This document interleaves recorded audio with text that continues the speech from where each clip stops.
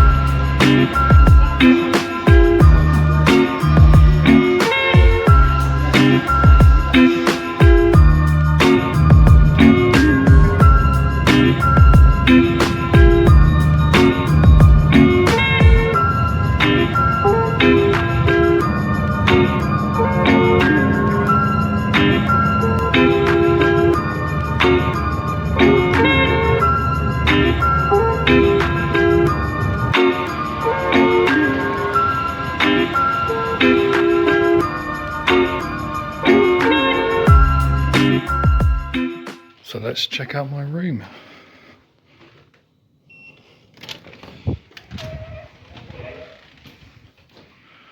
Now this is a lot smaller than the mining room I had in Geneva, but it's got similar, it's got the identical furniture, or almost, not, yeah, it's actually not quite, it's kind of a similar style. Here's the bunk beds. That's quite sharp. They're not cylindrical, so that's good. 2 beds here. Nice mattress. That's going to be quite cozy. Sleeping next to someone I do not know, but like I do know that person is a man, so it's not going to be any really awkward situation there. Then there's a storage here. Nice big mirror here. Desk, television. Not sure why they have televisions here. Again, it's got the hotel electricity thing.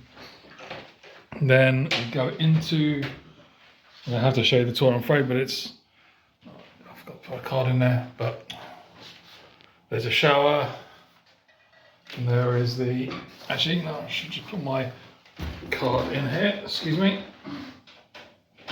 There we go. So, nice big shower, very nice big shower, good size. Wash basin, heated towel rail. Yeah, they can provide towels as well. So that is the room. Quite cozy. That's quite normal for hostels. But very clean, very tidy, very modern. I'm sure very comfortable.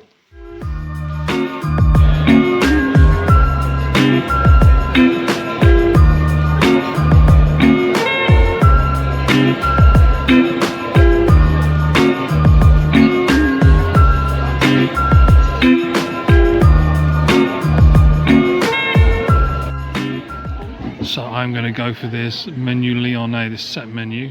The entree I'm going to choose is the snails, and I've never had snails in my life, so I'm going to go for it. And then for the main, go for this Lyonnais especially andouillette, which is a traditional sausage. Oh, so I'm going to have ratatouille with it. Is there? Oh, the dessert's coming up. I'll figure the desserts out later. So yeah, we're going to go for snails and sausage for dinner.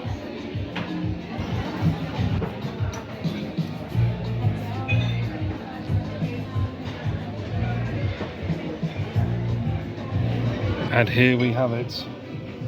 The vol au vent filled with snails, served with leek fondue, pistou and a light parmesan foam. And it looks amazing. But remember, it is still snails. So I thought I would actually film my very first taste of snails. This is a big thing. Here they are, So they're not in the shell. Black. They've got this Parmesan sauce. There we go. Ready?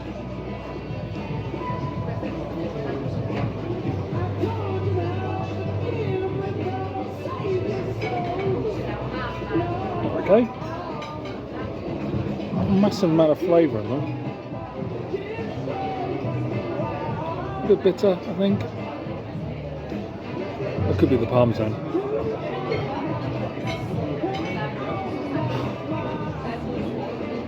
A little bit chewy.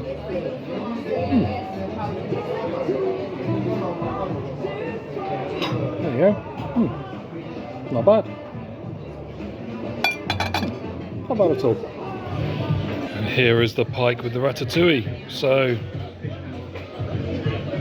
let's get this traditional Lyonnaise fish dish in my belly.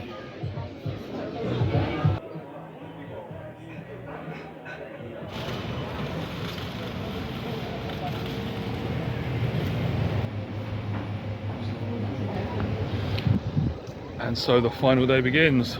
It's about 8:20. Just had a very nice breakfast of croissant, pain au chocolat, coffee, and it's already 20 degrees. Bright blue sky, so it's going to be a scorcher. It's going to be mid-30s easily again. And it's now time to start my day in Lyon.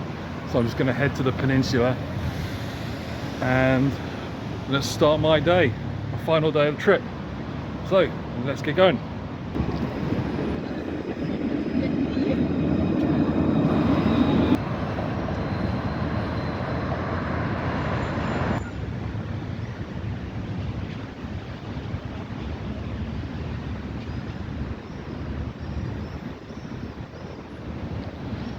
Well, bienvenue à Place Bellecour. This is the main square in Lyon on the peninsula, or that has it pronounced the Presqu'île. So on the one side we've got, so that side is the Rhone and on that side is the Saône rivers.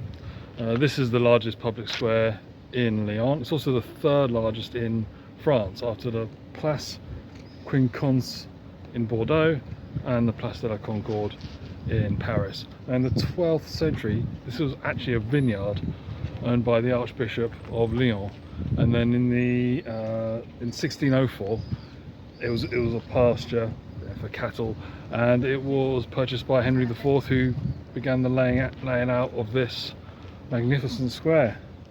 And this is also sort of the heart of sort of the shopping district. There's a number of different shops, both paved and unpaved, going off with all sorts of designer brands, the usual thing.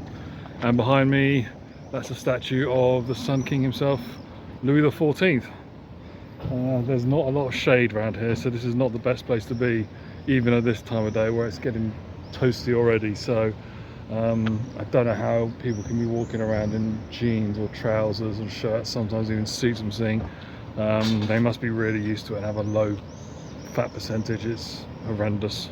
I'm in shorts and a t-shirt and I'm already starting to feel the moisture on my skin. Ugh. Anyway, going to continue heading north now.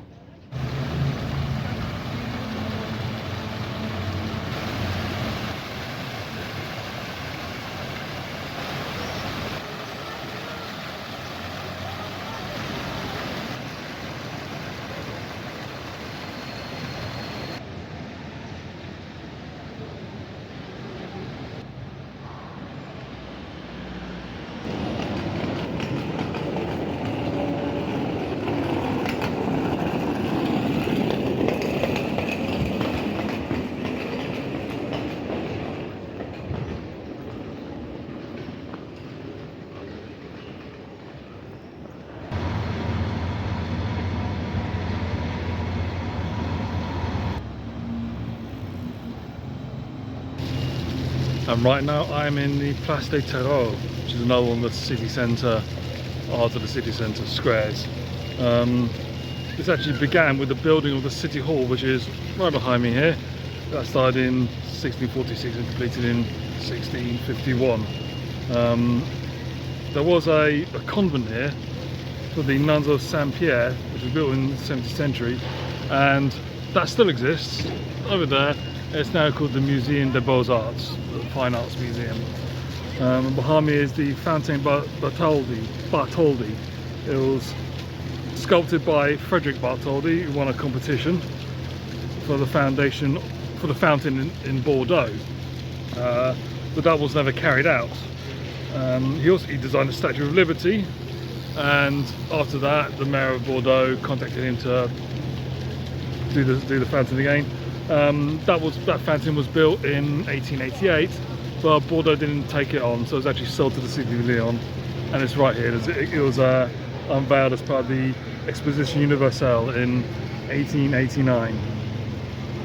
And also there was a guillotine installed here during the French Revolution. That's 79 people were executed on that guillotine after the siege of Lyon, excuse me.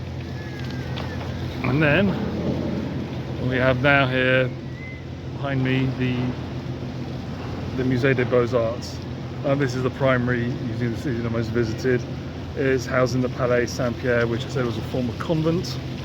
And this seems like a pretty remarkable collection. It has works by Tintoretto, Rubens, Rembrandt, Canaletto, Delacroix, Monet, Gauguin, Van Gogh, Cézanne, Matisse, Picasso, Francis Bacon. So obviously I've made an effort to go to unusual museums on this trip, but I think given that collection of artists, I'm definitely going to be going here.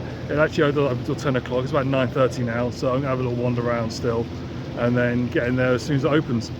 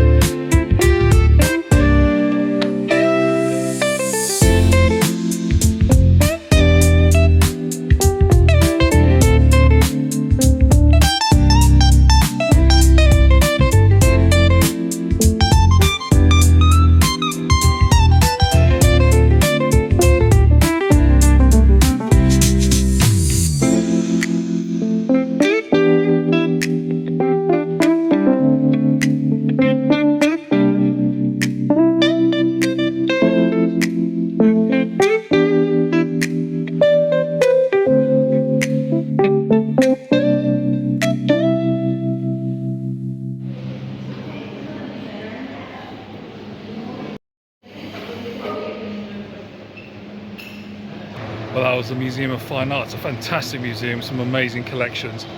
Spent about 2 hours in there going around, and then I had decided to stay for lunch, which was definitely worth it, especially for those eclairs. Could have spent a lot longer in the museum, but obviously I'm on a tight schedule, and even that was quite a long time.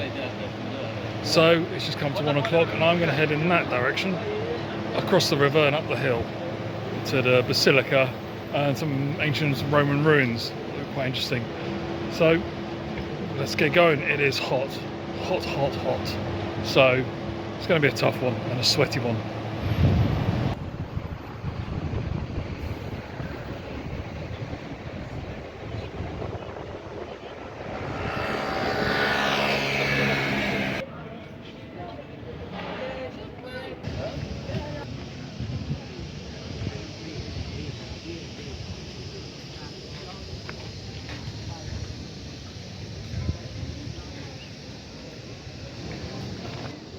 Well, I finally made it up that hill in 33 degree heat, sweating like a pig and out of breath, but I made it up here and standing right next to the Basilica of Notre-Dame de Fourvière. Just look at the view out there, it's incredible. The basilica is actually a minor basilica. It was built between, it's actually quite new, 1872 to 1896 with private funds, and it's built on the site of the Forum of the Roman Emperor Trajan. Pretty commanding position up here for sure, for any kind of fortified site. So I think I can get into the basilica and have a look, and then meander my way downhill. That walk uphill was painful, so if you go do that, bring water.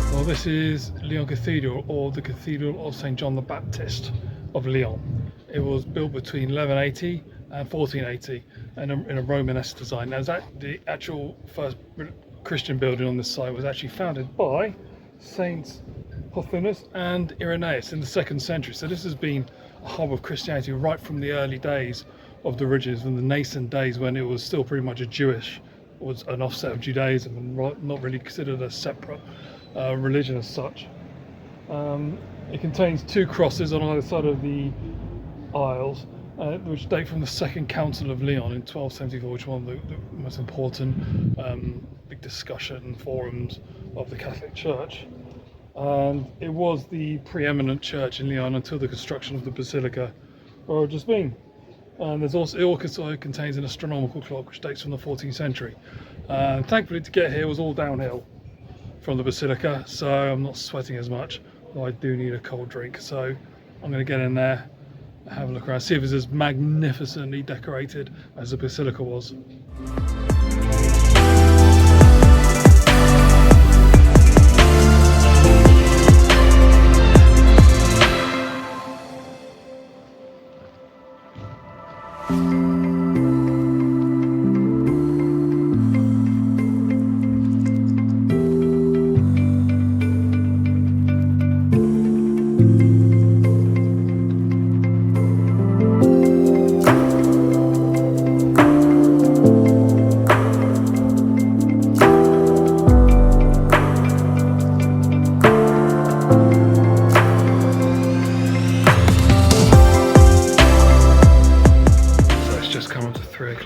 I'm in the Café de la Cathédrale, just by next to the cathedral. I've got myself a nice cold beer.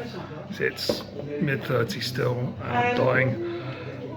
So I've pretty much been to everything. There's one thing on my list I haven't been to yet, and I think I'm going to go after I've had this beer. It's the Centre of the History of the Resistance. It's a museum about the resistance in World War II. Closes at 6, so 5. Finish this beer, making my way down about 3-4 o'clock. Should be enough time to have a look. And then that'll be it for my holiday. I'll having a bit of a wander around in the evening. My t-shirt is absolutely soaked right now. Should have brought a couple of vests with me. Yeah, and I stink a bit. It's not good. But I don't have any plans for tonight, so I'll probably just stay out and then go back to my hostel, have a shower, go to bed at like 9 o'clock because I've got to be up about no later than 3:30 to get a taxi at 4 o'clock to get to the bus station in time for my 5 o'clock bus. So, beer now, museum next.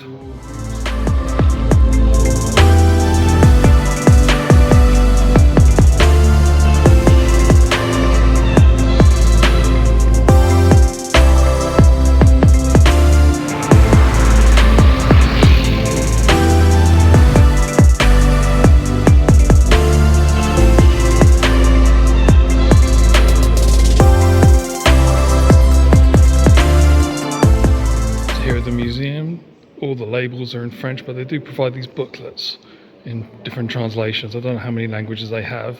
I assume they have all the major ones. So you can actually follow what's going on.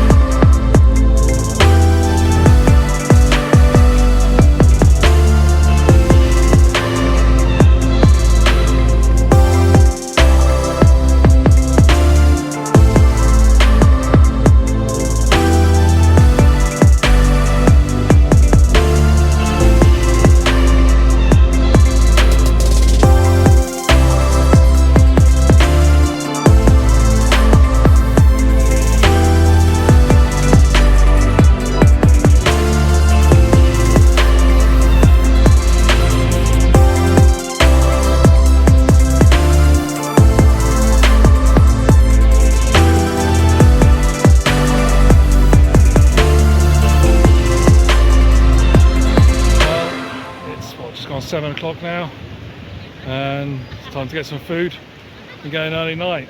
So it's been a really good trip, fantastic, very different places, very different weather. Started off below 10 degrees, arriving in Ghent, and now it's 7 in the evening and it's still 30 degrees, it's sweltering. So I can't wait to get these videos put together and get them released over the next few weeks. So food now, early night, and then 3 AM start tomorrow.